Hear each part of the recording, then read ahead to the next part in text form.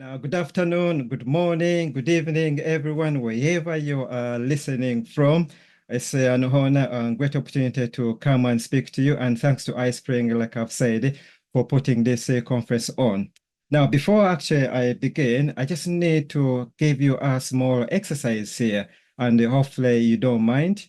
My small exercise here is actually asking you to read that message. Actually, there are two messages, to read those messages on screen and actually look at those pictures. The question is, what learning experiences are these students having and how could you help them? What learning experience are these students having and how can you help them? I know there are colleagues who are listening on a mobile phone or just listening. I'll just quickly read the message for you because you may not be able to read it. I do apologize for our colleagues who are reading it themselves. Let me just read quietly. The first message, for those who can say it, says, an email, by the way, from a student. Hey there, I just wanted to ask you regarding the case study assignment. It keeps saying the family. I'm very confused with it. I've just come out of COVID 2 weeks. I have also been doing back-to-back placement shifts. I am so stressed out. Now that I'm reviewing this, I feel like I'm doing it wrong, especially with the template. You can please simplify it for me in regarding to what you want me to explore in this study. Which family are we talking about? Are we making it up? Is it the Boba family? And what is the bar that you are picking? I have watched all the recordings, I've made notes, but what is the aim of this study? Is it investigating the factors? Is the family? So this student is really stressed out. He's asking a question. The other message says, hello, Richard. I'm right concerning the above mentioned. My name is dash dash. I didn't want to put the name. I am on a MSc student. That's a master student on one of the courses requires that I make a poster to depict a particular learning outcome. I have no knowledge how to make one. I'll appreciate any information or advice you could give me concerning this. Now, as you've read those messages, all those people who have been reading it themselves, looking at the pictures also, what learning experiences are these students having and how can we help them? That is the question I put to you. Yeah, we'll need to give our attendees a little time because there is a tiny little delay because we're doing it live. So they might take a couple of seconds to process this information, but maybe I would be a good attendee role model for this activity. And I can definitely say that they're very stressed out and overwhelmed, judging by the pictures and the messages that they're writing in their very different styles, but still it's clear that they're stressed out. And let's see what our participants have shared. They are frustrated. That's a really awful one, they're saying. So they're really having an awful experience. That's what beautiful, Chris. Thank you so much. You actually are a great person to have on the conference. You've helped me out there. Almost you've taken the words from my mouth. They are not having a good learning experience. And the reason I shared this message or these messages and those pictures with you is to say the purpose I'm here is actually to share a strategy, a new strategy that we can use to help resolve these kind of scenarios, to help improve the experiences these students are having. So I thought I share that, but as we get on, I'll be sharing ideas that are helping a scenario like this. As Chris said, my name's Richard. Actually, my current role is I'm an education technologist in a university in the United Kingdom, but previously I was a full-time ICT teacher. Often now we call it computing in the United Kingdom. And over the years, I've actually got to work with different staff members, also done things in my own lessons, gone to conferences and learned certain things that really have made me to think differently in terms of what you're seeing on screen. And that's really what I'm going to be sharing with you. And you, of course, see from the conference that my topic is called Creating Multimedia Interactive Assessment Guides to Enhance Student Performance. I have 3 areas I'll be sharing. That is the importance of using multimedia interactive assessment guides to present clear assessment information to students. That's one of them. And the second one, how replacing text-heavy materials with the multimedia digital guides can enhance students' understanding and assessment performance. That's an area that I really want to show how could this be. done. And the other one is, actually, I can say the most exciting one, maybe. I may be wrong, but hopefully you find it exciting. Share some real examples of multimedia interactive assessment guides created with our wonderful application called iSpring Suite software. I would like to show those real examples so that at least you can see it with your eyes, how it is changing the way students get support when they're doing assessments. Now, there are things that really I think I should share beginning here. I should set some background information about what I'm going to be talking about. I don't know how many teachers we've got. I don't know how many lecturers we've got in the conference. I don't know how many people we have got that work with students or people to do with education and they have to assess. You see that lecturer there or that teacher or somebody marking people's work. Look at how much scribbles are there. They are marking them down, and at the bottom, look at how frustrated those students are. Maybe they've received a message, you have failed. Maybe they've received a message, you need to retake this again. But at the end of the day, we also have some flying colors there because students really work hard however much the trouble is. That is going on and on as we speak. So many institutions are having that. We have another current scenario here. In our lecture, of course, what I'm going to say, what I should have said, I'm going to be giving things that are more or less in a university setting, but these concepts relate very perfectly well in a college, further education, or those postgrad courses. People in schools, this is almost also going to apply to you, but slightly maybe can be modified. But you can say in my diagram there, a lecturer is teaching to students, but what we normally don't realize that some of those students have already switched off. They've already got information overload, but the lecturer has to teach this thing. Often they give them a PDF about what they are presenting here. After the lecture, the students can access that. Sometimes they give them these Word documents, and it depends where you are. Of course, in Europe, in America, and those modern countries, we get more facilities maybe other countries don't have. Some lectures are being recorded in some institutions like ours. We are lucky. The lectures get recorded. The students get given a video. But what don't normally get said is the students don't all pass. They see the same, you see the things I've just shown you, they happen. We don't know why. And my question is there something that can be done about this? Can we really stop these kind of scenarios happening? Yes, I think there's something that we can do about this. And that's literally what I'm going to be sharing. But before I do that, there are certain keywords I really need to mention because I think they will set a foundation. And I'm going to skim this so quickly so that we can go to the interesting part. But these keywords and pedagogy, I think, will really show you why you really need to understand certain things before you use these technologies. One of them already here is multimedia. What does that word mean? There are so many definitions, but I'll use this definition for our presentation.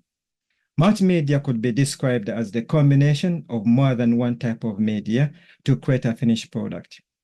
The types of media could be images, illustration, text, video, could be animations. An example of a multimedia product could be a narrative presentation where you put a video, narration, you put some images, you put some illustration, you put some voice. And my diagram here can actually maybe summarize. You could have an image with some text or some video, some audio with your presentation. That makes a multimedia product. But you could only have 2 of those. So that's one keyword I really am going to be using a lot. This other one, which almost comes from my topic. What is a multimedia interactive resource? And this is the definition we are going to go for in this conference. This is an electronic resource that is made up of a combination of more than one type of media. It could be images, illustration, audio. But one thing it does, it allows the user to control what they would like to look at. And this is here being illustrated. You see, I have got a screenshot, but don't worry. Shortly, I will show you in a live view because I don't want to keep interacting between different applications. I don't want Chris to get annoyed when I've crashed. So I'll show you with my presentation. Then later on, I'll show you lively how it looks. But you can see I can interact. That is really where the word comes in, interactive. That's what I'm going to be showing you. Then we have these lovely keywords here: linear recorded presentation versus interactive.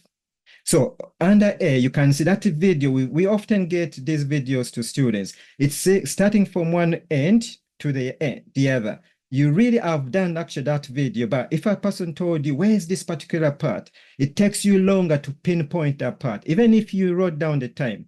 But when you look on section B, you can see that's different, that's interactive. I can easily say, I need to go to learning outcomes. That is section 4. Click on a button. I'll actually give a demo shortly. I need to go to 7 introduction. I need to go to 9 summative. So that is the difference. Linear, A to Z.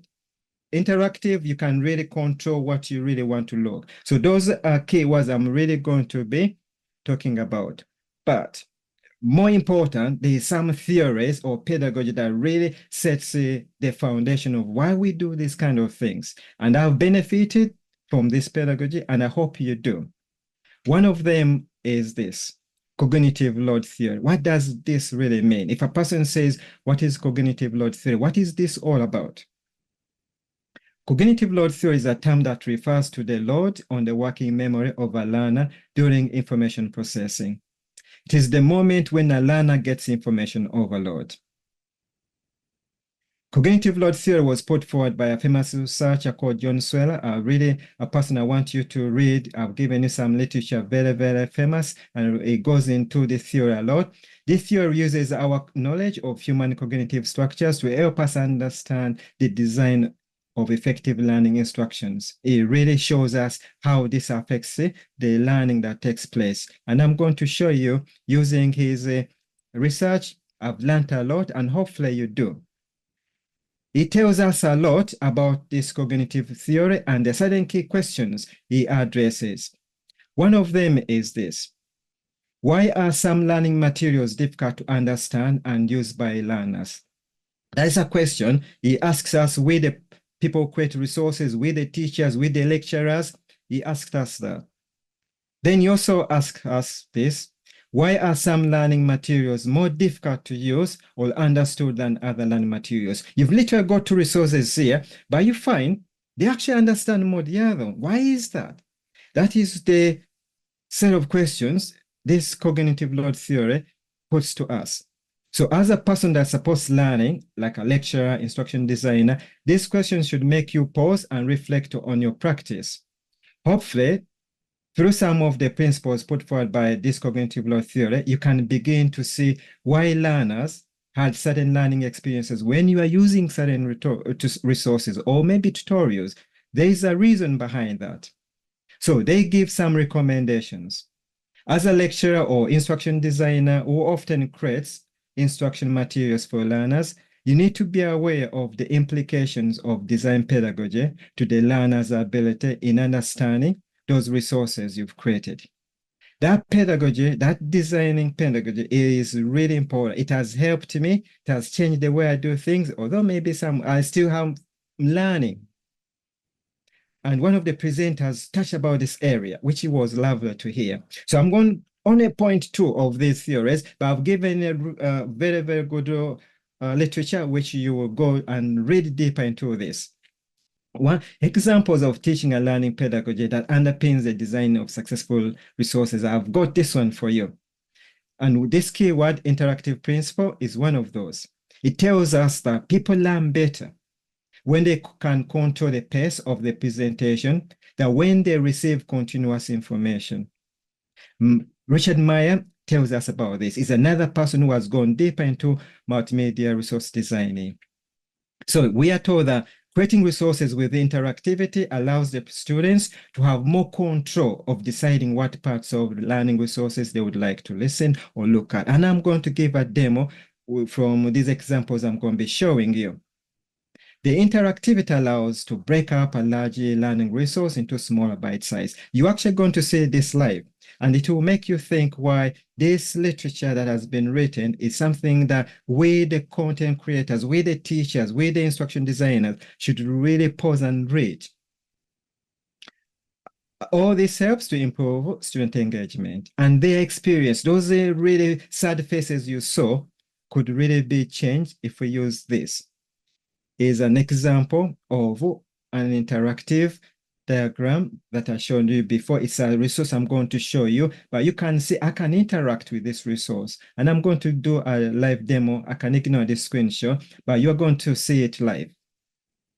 The other underpinning pedagogy that really is very important is signaling principle. What does this mean? And this is all coming from Richard Meyer. He sat down and gave us 12 principles. I've only picked a few, and this is one of those.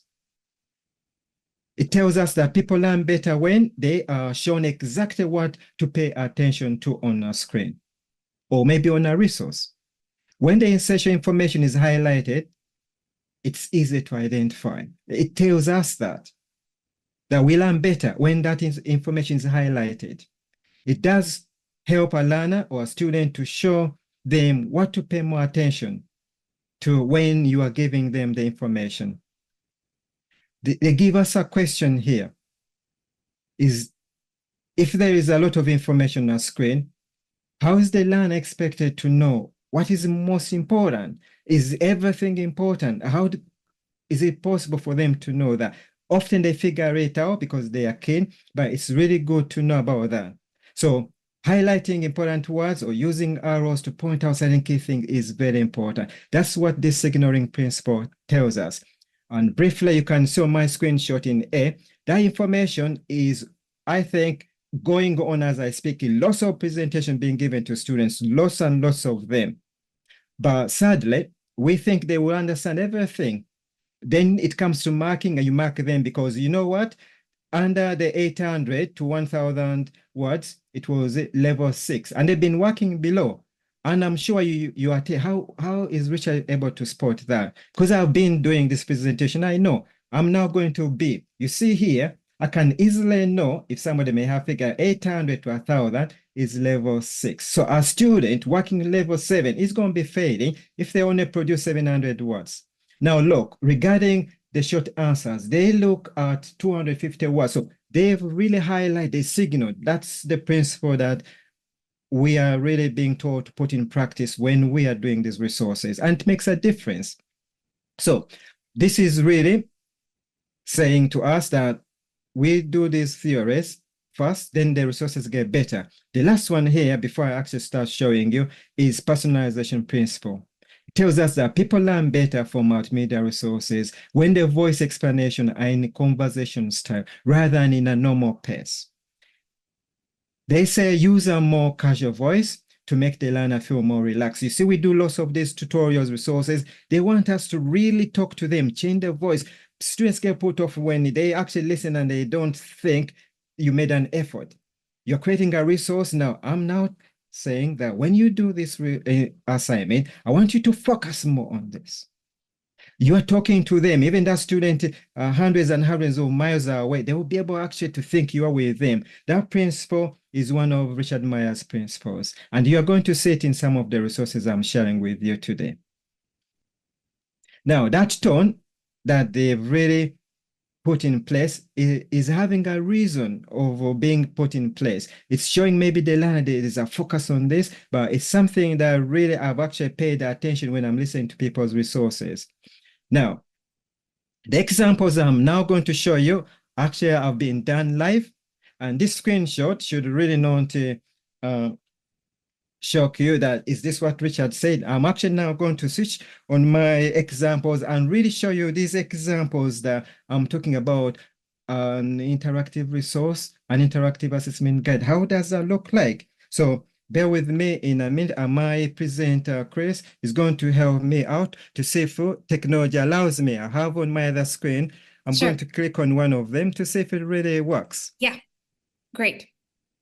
Yes, we can see the presentation. Can you hear? Now, this is an example of an assessment guide that the lecturer has created for an assessment. Now, what happens? This really could have been done in a presentation that has been given to students, and normally it's like this. I'll open it. That is normally given to students, and their job is to download it. The lecturer has explained everything, and that's it. For the same presentation, I am actually going to say in an organization like ours, we were at this stage. Chris, you tell me if you can be able to hear what I'm going to be playing. Welcome to this Transition to Parenthood assignment guide. This is a 15-credit module. Can you hear? And it's studied Yes. at both levels. But remember when I told you about linear?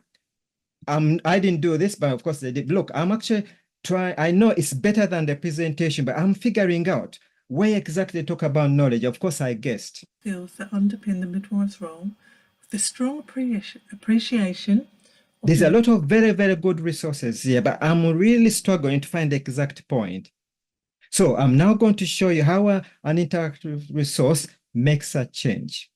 Definitely, this lecture is helping the student. They've added a voice. This is much better than the PowerPoint that had no voice, much better. But we've gone through a journey. We've now moved from this, thanks maybe to our special company called iSpring, gave us a lovely software, which I'll talk about. It has allowed me to do this. Now, I'll go back. So the module aim is to develop the knowledge and skills and understanding that enable the provision of a higher standard of care. You see, if the student really missed that part, they can be able to listen. Now, maybe there's a student called Chris. She's interested in about this summative assessment. She can see to under section 4. So your summative assessment is due on the 7th of May 2024, and it's going to be no later than 10 o'clock. So the aim of this... Now, this student really could have messed up and submitted this on the 8th because they missed the lecture. So you see, it is interactive. Remember those principles, and it's allowing me, the learner, to really remember those things the lecturer said on that day, and I couldn't really write everything down. Look how amazing it does. It even allows you to put in ideas you wanted to share with the students. So these are some ideas for your summative assessment that you could use. So you could use the title of Supporting a Mother in her infant feeding. The lecturers have said that, but because of cognitive load, many students didn't remember everything. But this is an opportunity for the student called Chris or Arena to be able to listen back to what examples they were given. Amazingly, you really show these students videos in a lecture, but they don't have time to listen to the entire thing because you are timed. Have a look. I go to a section called 6 here, critical analysis, because the lecturer said, I really need you guys to listen to this. On this slide, we've got a video about critical analysis, and this is from the School of Health and Social Care. So I'll let you play this at your leisure. And the reason I've put this in is because through the formative assignment, what we found was that actually not all students, but a lot of students did need some support with You see, she's identified that and gone to the assessment and put that there. This is the power of this resource. You can be able to modify it as you go along. So I'll quickly play this. A detailed and methodical examination of something. It can be all too easy when you're an analytical thinker. You see, the student can play it at their own time, but you see, it's allowing me now. This is the most important bit, because we've said students are failing because they don't really know how their work is going to be marked. And here is where we are telling our staff at the moment, show the student how their work is going to be marked. Put a video that explains that process. And here we are. This is the level 6 marking criteria for this assignment. So as you can see, you get 10% of your mark for structure and organisation. Because of time, I'm going to skip, but here the student can be able to listen back and see how their work is going to be marked. So they don't get those red crosses they've been getting. That is really now an important thing. We are encouraging staff members in our organization. Please, yes, you've told the students how their work is going to be assessed, but can you explain it to them? Put it in here as a video. Students can listen to it at their own time. Now, that's an example. I will now go to another. There are lots of them, but I'm just giving you a snapshot of how these interactive resources look like. Hi, this is the assessment guidance for the care of the neonate and family module. So it goes on like the other student. So like the other lecturer, the students do the same. They look at it, but I'm going to the things that maybe this has that the other one didn't have, because this is a different module. So firstly, that's a template. So you're very welcome to use the templates and download them to populate. So the lecturer has the opportunity to share with the students all these templates they were showing on that day. So they can even show the examples. And this is a landscape type. This one I've populated. And again, you can see there. So that's an opportunity to show students things that you couldn't. And this is really becomes even more powerful when you come to the videos. If I go here, that is really something that we do for these practical exams. Same thing happens, but look at this one here. This PowerPoint has been put. Hi, Kathy. Hello. Welcome to your assessed conversation. Thank you. Kathy, come in and take a seat. So these students are doing this assessment, but they really are struggling to think, how is this assessment going to happen? So you've managed to create an assessment guide that has that video. So students can be able to listen to how it's going to happen in 2 weeks' time, can be able to go to how the work is going to be assessed. You see, it's interactive. So the other example that I can show is, this is the thing that comes with these practical exams. They're really difficult for students. They panic. And have a look. Richard, would you be so kind if I maybe suggest that we will be wrapping up soon, because we have about just a couple of minutes to finish this session. So that is now in summer. Thank you. So on and on and on, we get on to those examples, same thing. But what I really have now just shown you that those interactive resources are there for a reason. They are there to improve the learning experiences, and actually at the end of the day, make every student pass, have the happy faces. So why should we use them? That diagram shows you that we have different types of learners. Visual learners, auditory, kinesthetic, reading. So using an interactive resource allows you to put all these type of learning needs in one resource, which is almost impossible to do with just a video. So that is really something that an interactive resource manages to do. So what we found out when we asked the students that, are you interested in this? Would you be interested if it was given? Majority said yes, and that's inspiring us to create more of these resources. One thing that maybe I will cut out or other things is people will ask, how did you create these resources? So the way we created them, we did the presentation, we added the voice, then we used our wonderful resource called iSpring, and it allowed me to do the interaction. I don't know how they did that software, but it has changed the way I do things, changed the way the lecturers do their assessment guides. But thanks to that company called iSpring, I thank you for all the technicians behind that software, but it just takes the PowerPoint and makes it interactive. Now, the reason why I keep saying to people that you really need to put in some voice is this. Dry PowerPoint normally doesn't add much. Having a voice just simplifies it. So that's an area that I've inspired our lecturers to add an extra 1 hour, an extra 30 minutes to put a voice. But we also say, please, you need to talk to these students how they are going to use it. Without it, they may not even use it.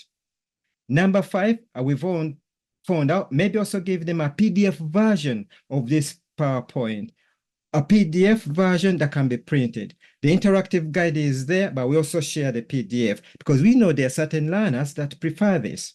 So I think in short, this is really me. So if you need some help or you want to have a chat regarding how we use interactive resources, Maury is there to help and share ideas. But otherwise, thank you for listening to me. Those resources I've given to our team, they are going to share them with you. And please read them. They will really inspire you as they've done. But I think I can't say much more because of time.